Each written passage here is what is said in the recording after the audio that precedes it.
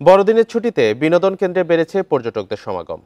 এ বিষয়ে আরো জানতে খাগড়াছড়ি থেকে যুক্ত হয়েছেন সহকর্মী সমীর মল্লিক। সমীর, খাগড়াছড়িতে পর্যটন স্পটে, হোটেল মোটেল রিসোর্টগুলোয় পর্যটকদের উপস্থিতি কেমন দেখছেন?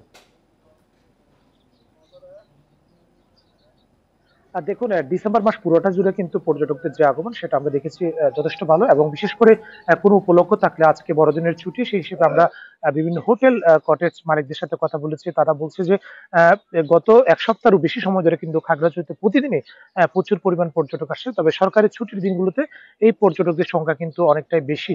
আমি এই মুহূর্তে যে জায়গাটি রয়েছে এটি খাগড়াছড়ির দিঘিনালা বাস স্টেশন। এখান থেকে কিন্তু মূলত খাগড়াছড়ি যারা সাজেকে যায় সে সমস্ত পর্যটকরা কিন্তু এখান থেকে সকালবেলা সাজেক আছে। এখন সকাল 7টা বাজে, কিছুক্ষণ পরে কিন্তু পর্যটকরা সাজেকের উদ্দেশ্যে রওনা হবে।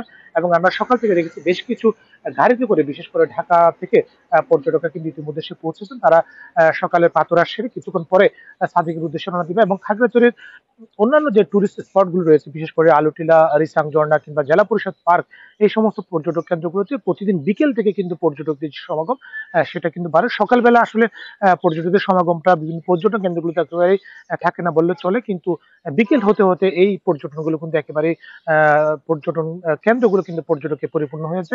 এবং আমরা হোটেল ব্যবসায়ী যারা রয়েছে তাদের সাথে কথা বলেছি, তারা বলছেন গত, আপনি জানেন, প্রায় 1.5 মাস বন্ধ থাকার পরে কিন্তু নভেম্বরের 5 তারিখে খাগড়াছড়ি এবং সাজেকে যে পর্যটন সেটা উন্মুক্ত হয়, এবং সেটা উন্মুক্ত করে দেওয়ার পরে কিন্তু দীর্ঘদিন বন্ধ থাকার পরে, অর্থাৎ 1.5 মাসের মতো বন্ধ থাকার পরে পর্যটকদের যে ভিড় সেটা আমরা দেখেছি। এবং প্রতি মাসে, অর্থাৎ এই ডিসেম্বর মাসে কিন্তু অন্তত ইতিমধ্যেই 30,000-এর বেশি পর্যটক কিন্তু তারা ভ্রমণ করেছে। এবং সাজেকে আমরা দেখছি যে সব সাপ্তাহিক ছুটির দিনগুলোতে সেখানে কিন্তু যারা আগে থেকেই রুম বুকিং না করে সাজেকে বেড়াতে গেছে তারা কিন্তু ভোগান্তি পোহাতে হয়।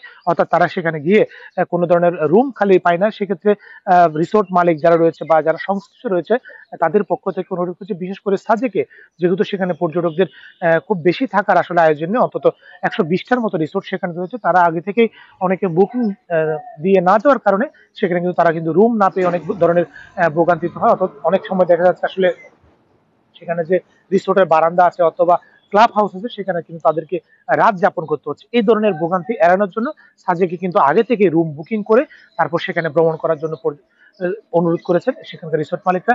একই সাথে আমি খাগড়াছড়ি জেলা প্রশাসনের সাথে কথা বলেছি। জেলা প্রশাসনের পক্ষ থেকে বলা হচ্ছে পর্যটকদের বরণে সব ধরনের প্রস্তুতি কিন্তু প্রশাসনের পক্ষ থেকে নেওয়া হয়েছে। বিশেষ করে পর্যটন কেন্দ্রগুলোতে যে নিরাপত্তা সেটা কিন্তু দুই স্তরের নিরাপত্তা দেওয়া হয়। একটি হচ্ছে খাগড়াছড়ি জেলা পুলিশের পক্ষ থেকে, সেখানে নিরাপত্তার ব্যবস্থা করা হয়।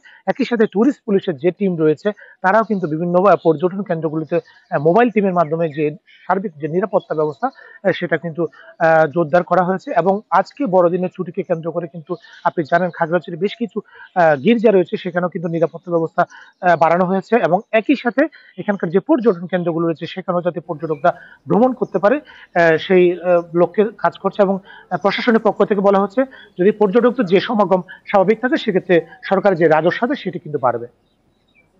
খাগড়াছড়ি থেকে জানাচ্ছিলেন সহকর্মী সমীর মল্লিক।